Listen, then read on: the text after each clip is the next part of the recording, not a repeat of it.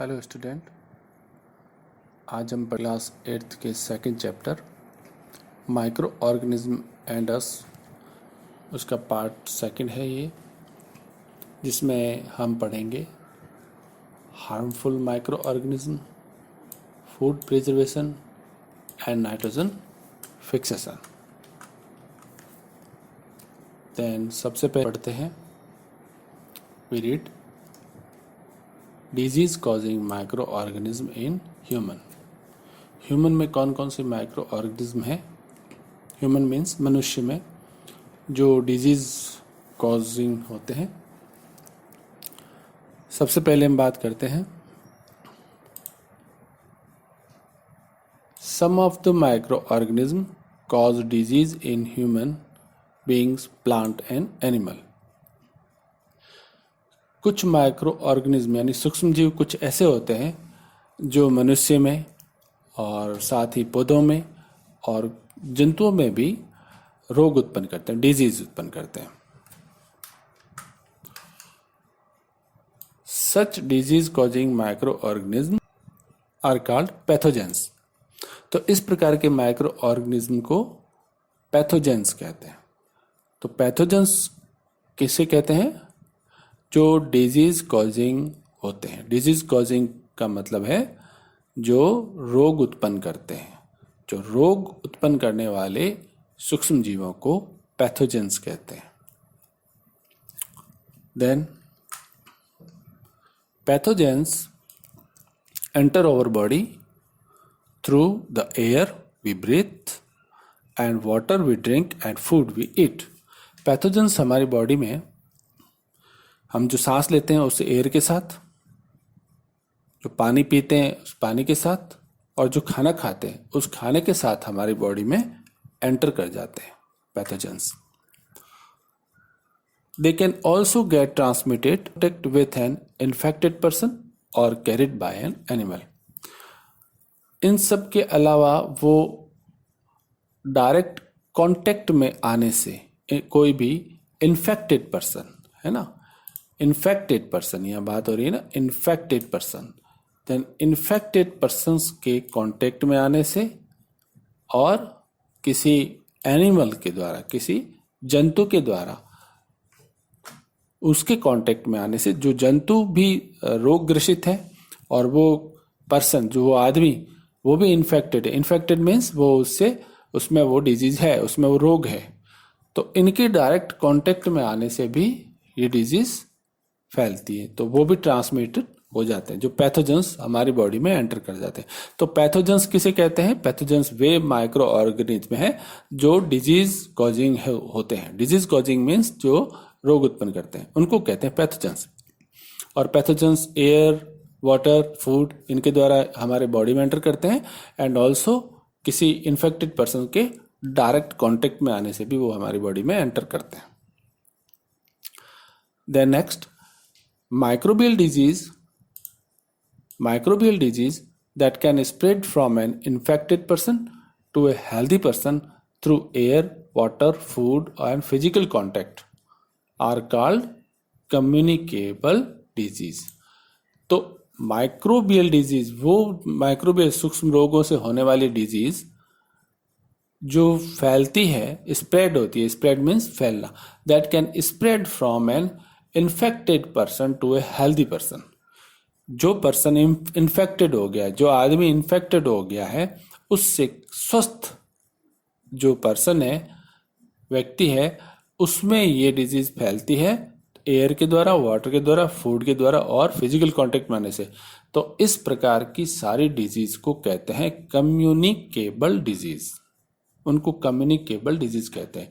तो यह समझ गए होंगे बात कि कम्युनिकेबल डिजीज क्या है? कम्युनिकेबल डिजीज है जो कांटेक्ट में आने से फैलती है या फिर हवा, पानी, फूड के द्वारा भी फैलती है, उसको बोलते हैं कम्युनिकेबल डिजीजेस। इस कम्युनिकेबल डिजीज के एग्जाम्पल है, example of such disease include cholera, common cold, chicken pox and tuberculosis. तो यहाँ पे 3 डिजीज के नाम है, cholera, common cold, chicken pox and tuberculosis. तो ये डिजीजेस कम्युनिकेबल डिजीज है जो कांटेक्ट में आने से फैलती है। When a person suffering from common cold, जब कोई आदमी कॉमन कोल्ड से सफर कर रहा हो या फिर उसको कॉमन कोल्ड हो गया हो, तो वो क्या करता है? स्नीज करता है। स्नीज मीन्स वो छींकता है। तब fine droplets of moisture, fine droplets छोटे छोटे उसके जो छींक के साथ जो नमी के मॉइस्चर के ड्रॉपलेट्स यानी बूंदें निकलती है, कैरिंग थाउजेंड्स ऑफ वायरस, उसमें थाउजेंड्स ऑफ वायरस होते हैं, हजारों वायरस होते हैं उसमें, आर स्प्रेड इन एयर, जो हवा में स्प्रेड हो जाते हैं, मीन्स फैल जाते हैं। द वायरस में enter the body of A healthy person while breathing और कॉज इन्फेक्शन। तब जो वो वायरस जो हवा में फैल गए हैं, स्प्रेड हो गए हैं, वो क्या करते हैं? वो हेल्दी पर्सन की बॉडी में एंटर कर जाते हैं, प्रवेश कर जाते हैं। जब वो हेल्दी पर्सन पास में खड़ा हो और वो ब्रीथिंग कर रहा हो या सांस ले रहा हो, तो इससे इन्फेक्शन फैल जाता है। There are some insect and animal which act as carrier of disease causing microbes। तो कुछ इंसेक्ट होते हैं और कुछ एनिमल्स भी, कीड़े और जंतु भी हैं, जो इस प्रकार के जो पैथोजेंस हैं, जो डिजीज कॉजिंग माइक्रोब्स जिनको पैथोजेंस कहते हैं, उनके वो कैरियर होते हैं। उनके कैरियर मीन्स उनको एक दूसरे व्यक्तियों में लेके जाते हैं, तो उनको बोलते हैं कैरियर। तो carrier of disease causing microbes, उस वैसे कुछ इंसेक्ट और एनिमल्स होते हैं। उसमें सबसे पहला नाम आता है हाउस फ्लाई का। Then house fly is one such carrier that fly on garbage and animal etcetera. जो गार्बेज के ऊपर, कचरे के ऊपर, या फिर जो एनिमल्स के जो मलमूत्र हैं, मतलब उनके एक्सक्रेट्रा के ऊपर बैठते हैं, and pathogen stick on their body. और जो डिजीज कॉजिंग माइक्रोब्स हैं, वो पैथोजेंस हैं, वो पैथोजेंस उसकी बॉडी के ऊपर स्टिक हो जाते हैं, मीन्स चिपक जाते हैं। When these flies sit on the uncovered food, जब ये जो फ्लाइज है वो किसी अनकवर्ड फूड के ऊपर, जो खाना है जो खुला हुआ है उसके ऊपर बैठ जाते हैं, दे मे ट्रांसफर द पैथोजेंस, तो वो पैथोजेंस को उस फूड में, उस खाने में ट्रांसफर कर जाते हैं। So it is advisable to always keep food covered, इसलिए ये एडवाइज की जाती है कि खाने को हमेशा कवर करके रखें। दूसरे जो कैरियर है, another example of carrier is the female anopheles mosquito. दूसरा एग्जाम्पल है कैरियर का फीमेल एनाफिलीज मॉस्किटो। ये देखा होगा, जो घरों में मच्छर होते हैं जिनसे एक रोग होता है, which carries the parasite of malaria, जिसका नाम मलेरिया है, और उस पैरासाइट का नाम है प्लाज्मोडियम। देन दूसरा एक और कैरियर है जो फीमेल एनाफिलीज मॉस्किटो है, मच्छर है, जिसका नाम है फीमेल एनाफिलीज, और वो मलेरिया रोग उत्पन्न करता है। और वो जो कैरियर है वो किसका है? प्लाज्मोडियम का। फीमेल एडिस मॉस्किटो, ये सेकंड है, फीमेल एडिस मॉस्किटो, ये डेंगू वायरस का कैरियर है। सारे मच्छर, all mosquitoes breed in water, पानी में सारे मॉस्किटोज ब्रीडिंग करते हैं, मीन्स वहां पनपते हैं। Hence one should not let water collect, किसी को भी पानी को कलेक्ट करके हुए नहीं रखना चाहिए, इकट्ठा करके नहीं रखना चाहिए। Anywhere in cooler, tyre, flower pot etcetera, इन सारी जगहों पे वाटर को वहां पे इकट्ठा करके नहीं रखना चाहिए। By keeping the surrounding clean and dry we can prevent mosquito from breeding. तो हमारे जो सराउंडिंग को एकदम स्वस्थ और साफ रखें, जिससे वहां मच्छर की ब्रीडिंग नहीं होगी मॉस्किटो की। कुछ ह्यूमन कॉज डिजीज है, some human cause disease by bacteria, microorganism. Some common human disease microorganism. तो सबसे पहला हम लेते हैं ट्यूबरकुलोसिस। ट्यूबरकुलोसिस जो बैक्टीरिया है, ट्यूबरकुलोसिस होता है बैक्टीरिया से, ट्यूबरकुलोसिस होता है। और मोड ऑफ ट्रांसमिशन एयर है उसका। दूसरा हम लेते हैं मीजल्स, ये होता है वायरस से और ये फैलता है एयर से। तीसरा हम लेते हैं चिकन पॉक्स, ये भी वायरस से होता है और ये एयर के और कांटेक्ट में आने से फैलता है। फोर्थ पोलियो वायरस से होता है और एयर और वाटर से होता है। अब इनके हम प्रिवेंटिव मेजर देखते हैं, यानी इनको रोकने के कौन कौन से तरीके। Keep the patient in complete isolation, patient को कंप्लीट किस में रखना है, आइसोलेशन में रखना है, आइसोलेशन में। Keep the personal belonging of the patient away from those of the others, तो पेशेंट को दूसरों से अलग रखा जाए, उनसे दूर रखा जाए। And vaccination to be given at suitable age, सही एज पर वैक्सीनेशन की जाए, यानी कि उनको वैक्सीन दी जाए। अगला है कोलेरा। कोलेरा जो कॉजेटिव माइक्रो ऑर्गेनिज्म है वो है बैक्टीरिया और इसका मोड ऑफ ट्रांसमिशन है फूड एंड वाटर। अगला है टाइफाइड। टाइफाइड फैलता है बैक्टीरिया से और मोड ऑफ ट्रांसमिशन वाटर है। और इनके प्रिवेंटिव मेजर है कि maintain personal hygiene, personal hygiene को मेंटेन रखें, यानी कि अपनी पर्सनल व्यक्तिगत स्वच्छता को मेंटेन रखें एंड गुड सैनिटरी हैबिट्स रखें। कंज्यूम प्रॉपरली फूड खाएं, अच्छा खाना खाएं एंड बॉइल्ड खाना खाएं एंड बॉइल्ड ड्रिंकिंग वाटर पिएं एंड वैक्सीनेशन करें, टाइम टू टाइम वैक्सीन लगाते रहें।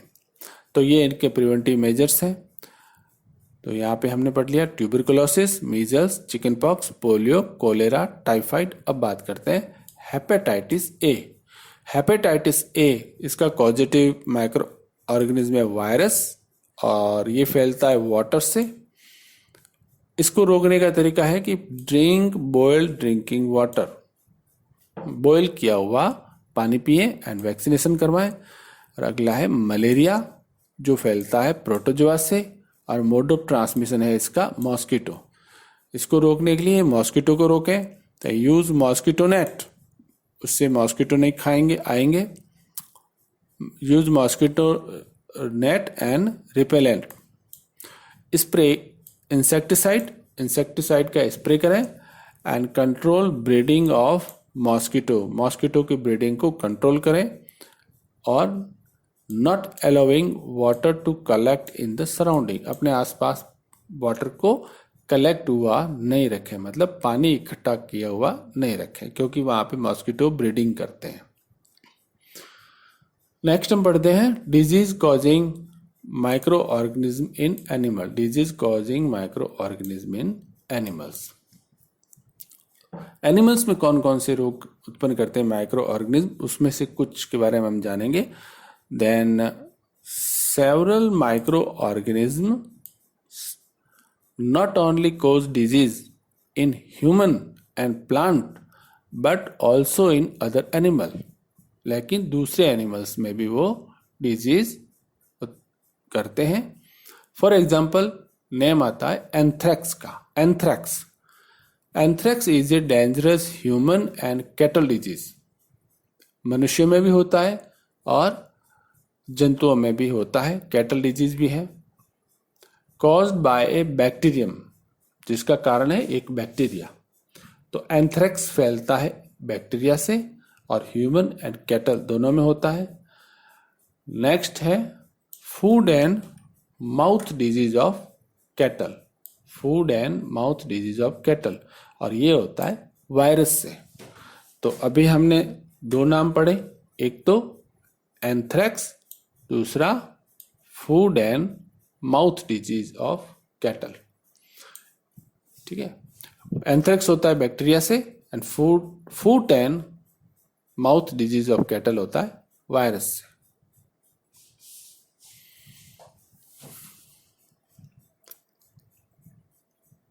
यहाँ पे रॉबर्ट कॉच का चित्र है। 1876 में उन्होंने डिस्कवर किया था बैक्टीरियम जो एंथ्रेक्स डिजीज का कॉज है, जिसका नाम है बैसिलस एंथ्रेसिस। अगला है disease causing microorganism in plant. Plants में कौन कौन से माइक्रो ऑर्गेनिज्म डिजीज करते हैं? Then we read several microorganisms cause disease in plants like wheat, rice, potato, sugarcane, orange, apple and others. कुछ माइक्रो ऑर्गेनिज्म इसमें गेहूं में, राइस में, पोटैटो आलू में, सुगर क्रेन में, ऑरेंज में, एप्पल में और दूसरे में वो डिजीज उत्पन्न करते हैं।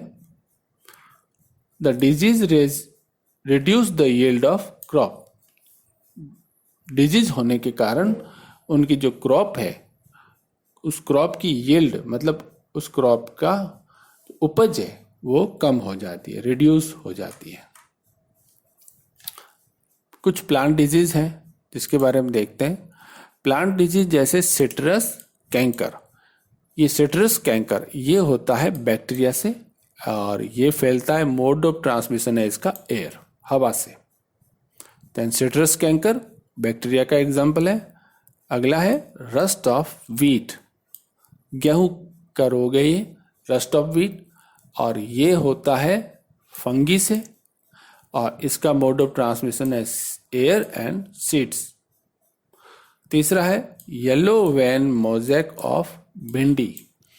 Then yellow vein mosaic of bhindi ये होता है वायरस से और mode of transmission insect.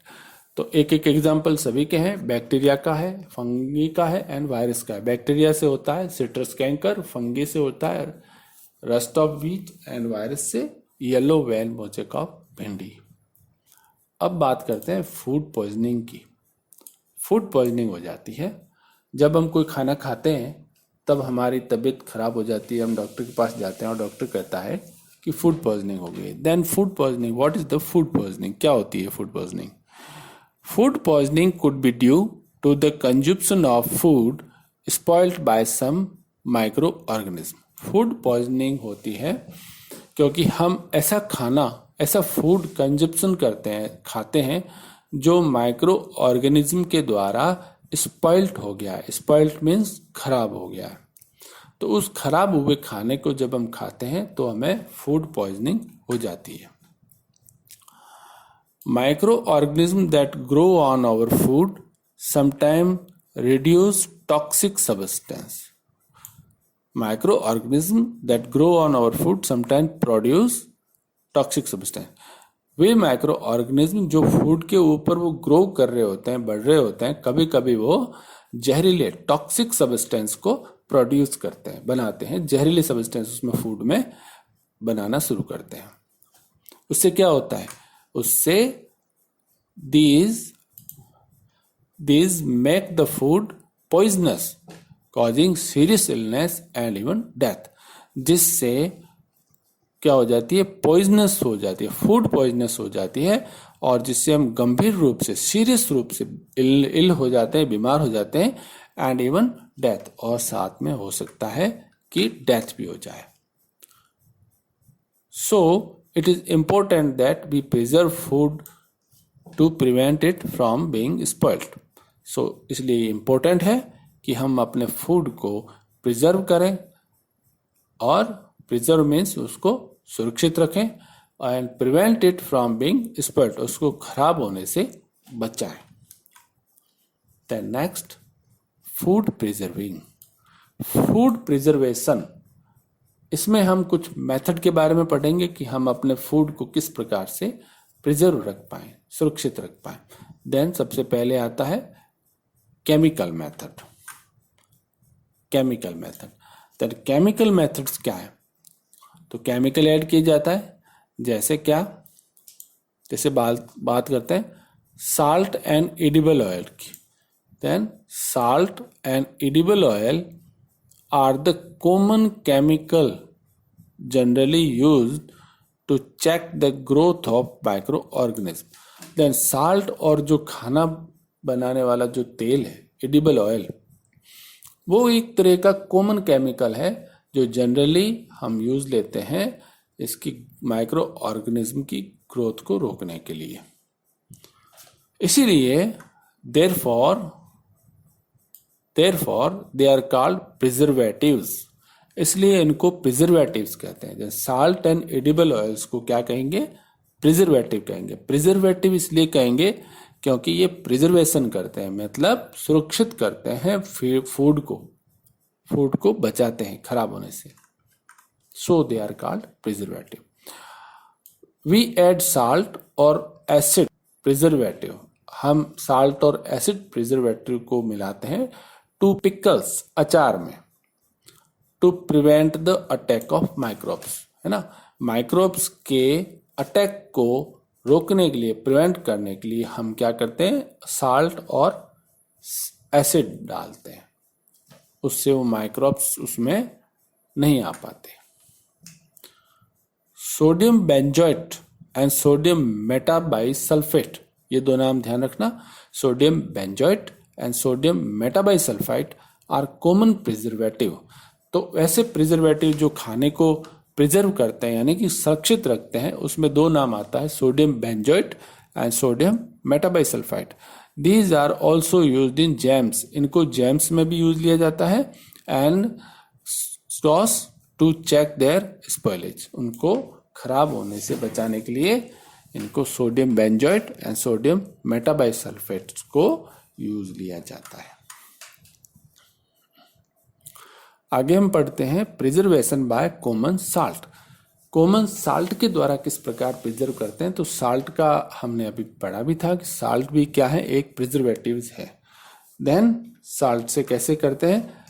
Common salt has been used to preserve meat and fish. Meat and fish को प्रिजर्व करने के लिए इसको यूज लिया जाता है for ages. Meat and fish are covered with dry salt, उस मीट और फिश को एक सूखे साल्ट से पूरा ढक दिया जाता है, कवर कर दिया जाता है, to check the growth of bacteria, ताकि उसमें बैक्टीरिया की ग्रोथ नहीं हो सके। Salting is also use to preserve amla, raw mango and turmeric etcetera. Then amla, raw mango और टर्मेरिन को भी प्रिजर्व करने के लिए हम साल्टिंग करते हैं, उसमें नमक मिलाते हैं। तो फिश एंड मीट को प्रिजर्व करने के लिए, इसके अलावा आंवला, रोमेंगो एंड टर्मेरिन को भी प्रिजर्व करने के लिए हम उसमें साल्ट ऐड करते हैं या साल्ट से पूरा कवर करते हैं। Preservation by sugar, then we read jams, jelly, sauce are preservated by sugar। इनको शुगर से प्रिजर्वेटिव किया जाता है। शुगर क्या कार्य करता है? शुगर क्या करता है कि शुगर रिड्यूस द मॉइस्चर, जो उस भोजन में, फूड में जो नमी है, पानी की, वाटर की जो अमाउंट है, उसको कहते हैं मॉइस्चर। उस मॉइस्चर को शुगर रिड्यूस कर देता है, मतलब कम कर देता है। Contact which inhibits the growth of bacteria, जिसके कारण उस जो बैक्टीरिया की ग्रोथ है वो इनहिबिट्स हो जाती है, मतलब वो रुक जाती है। विच स्पॉइल फूड, जो बैक्टीरिया फूड को स्पॉइल कर रहे होते हैं उनकी ग्रोथ क्या हो जाती है? रुक जाती है, वो ग्रोथ उसमें नहीं हो पाती शुगर मिलाने से। ठीक है ना। अगला हम पढ़ते हैं preservation by oil and vinegars. Oil and vinegar डालने से भी प्रिजर्वेशन होता है। तो then use of oil and vinegar prevents spoilage of pickles, अचार को खराब होने से रोकते हैं ऑयल एंड विनेगर डालने से। Because bacteria can not live in such an environment, oil और विनेगर के जो एनवायरमेंट है, उसका जो वातावरण है, उसके अंदर बैक्टीरिया नहीं रह सकता। ऑयल में भी बैक्टीरिया नहीं रह सकता एंड विनेगर में भी बैक्टीरिया नहीं रह सकता, इसलिए ऑयल एंड विनेगर ऐड करते हैं। Vegetable, fruit, fish and meat are often preserve by this method. तो सब्जियां, फ्रूट, फिश और मीट को भी इसी मेथड के द्वारा प्रिजर्व किया जाता है। अगला है heat and cold method. Then heat and cold method. इस मेथड में बॉइलिंग करते हैं। Boiling kills many microorganism, बहुत सारे माइक्रो ऑर्गेनिज्म को बॉइलिंग किल कर देता है। Similarly we keep our food in the refrigerator, इसी तरीके से हम अपने खाने को रेफ्रिजरेटर में भी रखते हैं। वहां पे रेफ्रिजरेटर में यानी फ्रिज में खाना बहुत ही लो टेम्परेचर पे होता है। Then low temperature inhibits the growth of microbes, तो वहां का जो लो टेम्परेचर है फ्रिज का, वो भी माइक्रोब्स की ग्रोथ को क्या कर देता है, रोक लेता है। अब हम पढ़ते हैं पास्चुराइजेशन। क्या है पास्चुराइजेशन? ये भी प्रिजर्वेशन का एक मेथड है, और स्पेशली मिल्क का प्रिजर्वेशन इसी से किया जाता है। जब पैकेट्स वाले जो हम दूध लाते हैं, मिल्क लेके आते हैं, उस पर लिखा हुआ होता है पास्चुराइज्ड मिल्क। तो पास्चुराइज्ड मिल्क वो होता है जिसमें वो खराब नहीं होता, बैक्टीरिया अंदर ग्रोथ नहीं कर पाते। तो इसका एक मेथड है कि pasteurised milk can be consume without boiling, बिना बॉईल किए हुए उसको कंज्यूम करते हैं, as it is free from harmful microbes, है ना। तो विदाउट बॉइलिंग को पास्चुराइज किया जाता है और वो माइक्रोब्स से फ्री होता है। The milk is heated to about 70 degree Celsius for 15 to 30 seconds. Milk को 70 डिग्री सेल्सियस तक गर्म करना है, हीट करना है, और इसका ड्यूरेशन है उसको हीट करने का, वो है 15 to 30 seconds. And then suddenly chilled, और उसके बाद उसको सडनली चिल कर दे, ठंडा कर दे और उसको स्टोर कर दे। इस तरीके से ये जो मेथड है, ये मेथड कहलाता है पास्चुराइजेशन का मेथड। और इस मेथड से क्या होता है कि माइक्रोब्स की ग्रोथ रुक जाती है। By doing so it prevents the growth of microbes. This process was discovered by Lewis pasture. इस प्रोसेस को लुईस पास्चर ने किया था, इसलिए इसको कहते हैं पास्चुराइजेशन। अगला पढ़ते हैं storage and packing. Storage and packing से भी प्रिजर्वेशन कर सकते हैं। प्रॉपरली स्टोर करें, प्रॉपरली पैक करें। Then these days dry fruits and even vegetables are sold in sealed airtight packets. तो इस ड्राई फ्रूट्स को और वेजिटेबल्स को आजकल सील किए हुए एयर टाइट पैकेट्स में बेचा जाता है। इससे क्या होता है, to prevent the attack of microbes, microbes का अटैक प्रिवेंट हो जाता है, रुक जाता है। अब हम पढ़ते हैं नाइट्रोजन फिक्सेशन। नाइट्रोजन फिक्स करना। तो नाइट्रोजन फिक्सेशन कहाँ होता है, इसको थोड़ा समझ लें। नाइट्रोजन फिक्सेशन एटमॉस्फेयर की नाइट्रोजन को सोइल के अंदर कंपाउंड्स में कन्वर्ट करके सोइल में फिक्स कर लिया जाता है। तो सोइल में फिक्स कर लिया जाता है मतलब, ऐसे तो नाइट्रोजन गैसीय स्टेट में होती है और वो एयर में फ्री होती है, पार्टिकल फ्री होते हैं। लेकिन गैसीय स्टेट की ये नाइट्रोजन है वो प्लांट्स के लिए यूजफुल नहीं होती। प्लांट्स को नाइट्रोजन चाहिए, प्रोटीन बनाने के लिए नाइट्रोजन चाहिए, तो फिर उसको नाइट्रोजन लेना पड़ेगा रूट्स के द्वारा। और रूट्स के द्वारा नाइट्रोजन तभी ले पाएंगे जब सोइल में नाइट्रोजन हो। और सोइल में नाइट्रोजन जब कुछ बैक्टीरियाज वो जो एटमॉस्फेयर की नाइट्रोजन को सोइल में फिक्स कर देते हैं कंपाउंड में कन्वर्ट करके, और फिर वाटर के द्वारा, वाटर के साथ में जो प्लांट्स की रूट्स हैं वो उस नाइट्रोजन को एब्जॉर्ब कर लेती है। तो इसको हम एक एक करके पढ़ते हैं। The bacterium rhizobium is involve in the fixation of nitrogen in leguminous plants. तो लेग्यूमिनस प्लांट्स में एक बैक्टीरिया होता है जिसका नाम है राइजोबियम। ये राइजोबियम नाइट्रोजन फिक्सेशन करता है। लेग्यूमिनस प्लांट्स उसे कहते हैं जो फली वाले प्लांट्स होते हैं, फली वाले। Rhizobium lives in root nodules of leguminous plants. Root nodules, leguminous plants की जो जड़ें हैं उसकी गांठों के अंदर ये बैक्टीरिया रहते हैं, such as beans, peas and which it has a symbiotic relationship। और वो क्या रखते हैं, symbiotic relationship। symbiotic relationship का क्या मतलब है? symbiotic relationship का मतलब है कि एक दूसरे को फायदा पहुंचाते हुए रहना, उसको बोलते हैं symbiotic relationship। Sometime nitrogen get fix through the action of lightning.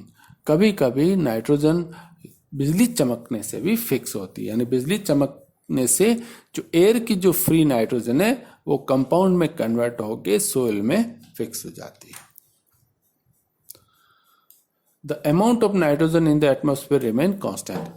और एटमॉस्फेयर की जो नाइट्रोजन है वो उसकी जो अमाउंट है, मात्रा है, वो हमेशा स्थिर रहती है, कांस्टेंट रहती है, वो कम ज़्यादा नहीं होती।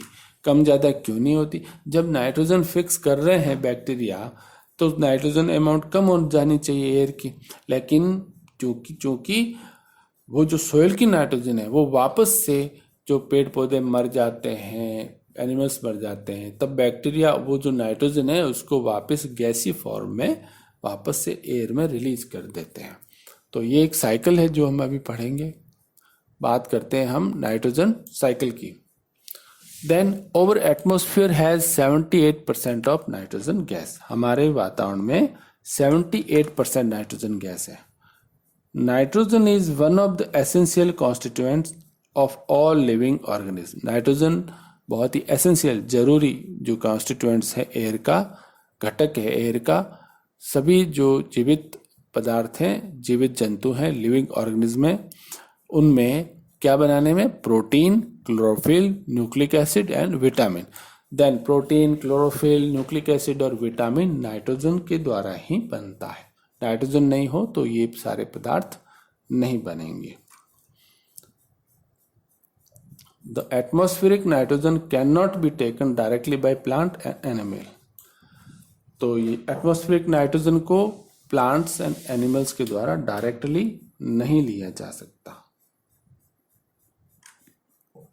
Certain bacteria and blue-green algae present in the soil fix nitrogen from the atmosphere and convert it into compounds of nitrogen.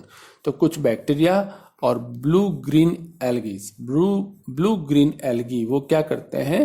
वो सोइल में प्रेजेंट रहते हैं और नाइट्रोजन फिक्सेशन का कार्य करते हैं और नाइट्रोजन को नाइट्रोजन के कंपाउंड्स में कन्वर्ट करते हैं। नाइट्रोजन के कंपाउंड्स में नाइट्रोजन के कुछ यौगिक। These compounds can be utilized by plants. ये compounds plants के द्वारा ले लिए जाते हैं उनके root system के द्वारा। Nitrogen is then used for the synthesis of plant protein and other compounds. तो वो नाइट्रोजन वापस के लिए प्रोटीन बनाने में यूज आ जाता है और दूसरे कुछ कंपाउंड्स बनाने में भी यूज होता है। Animals and plants get this protein and other nitrogen compounds. जो एनिमल्स जो इनको खाते हैं तो ये प्रोटीन उन एनिमल्स को मिल जाते हैं और दूसरे भी नाइट्रोजन कंपाउंड्स जो बनते हैं वो भी एनिमल्स को मिल जाते हैं। When plants and animal dies, जब प्लांट्स और एनिमल्स मर जाते हैं, बैक्टीरिया एंड फंगी जो सोइल में present in the soil convert the nitrogenous waste into nitrogenous compounds. तो वो नाइट्रोजनस वेस्ट को जो है उसको नाइट्रोजन कंपाउंड्स में वापस कन्वर्ट कर देते हैं और ये जो नाइट्रोजन कंपाउंड्स जो बन गए उसको वापस से प्लांट उसे यूज ले लेते हैं। मतलब जो प्लांट्स और एनिमल्स जो मर गए उनको बैक्टीरिया एंड फंगाई वो जो नाइट्रोजन वेस्ट है वो, क्योंकि वो मृत शरीर से है उनके, तो उन वेस्ट को वापस से नाइट्रोजन कंपाउंड में बदल देते हैं और ये नाइट्रोजन कंपाउंड जो दूसरे पौधे हैं उनके लिए यूज आ जाते हैं वापस से। Certain other bacteria convert some part of them to nitrogen gas. तो उसका कुछ भाग, कुछ बैक्टीरिया नाइट्रोजन गैस में कन्वर्ट कर देते हैं और ये नाइट्रोजन गैस क्या होती है? Which goes back to the atmosphere, जो एटमॉस्फेयर में वापस से चली जाती है। एज ए रिजल्ट, जिसके कारण the percentage of nitrogen in the atmosphere remain मोर और लेस कांस्टेंट। इसलिए एटमॉस्फेयर में नाइट्रोजन का परसेंटेज है ना वो लगभग स्थिर रहता है।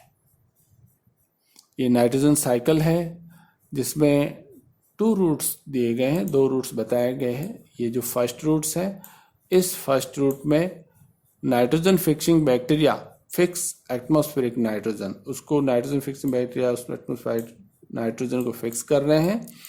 फिर बैक्टीरिया क्या कर रहे हैं? उसको नाइट्रोजनस कंपाउंड्स में बदल रहे हैं और ये नाइट्रोजनस कंपाउंड्स सोइल में होते हैं और ये नाइट्रोजन कंपाउंड्स प्लांट्स के द्वारा वापस से ले लिए जाते हैं।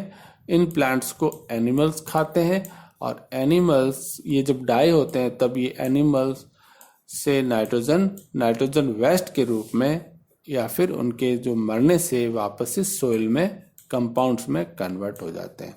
इस तरीके से ये एक साइकिल चलता है और फिर ये जो कंपाउंड्स हैं सोइल में, ये वापस से कुछ बैक्टीरिया के द्वारा नाइट्रोजन गैस में कन्वर्ट कर दिया जाता है और नाइट्रोजन गैस वापस से एटमॉस्फेयर में फ्री हो जाती है।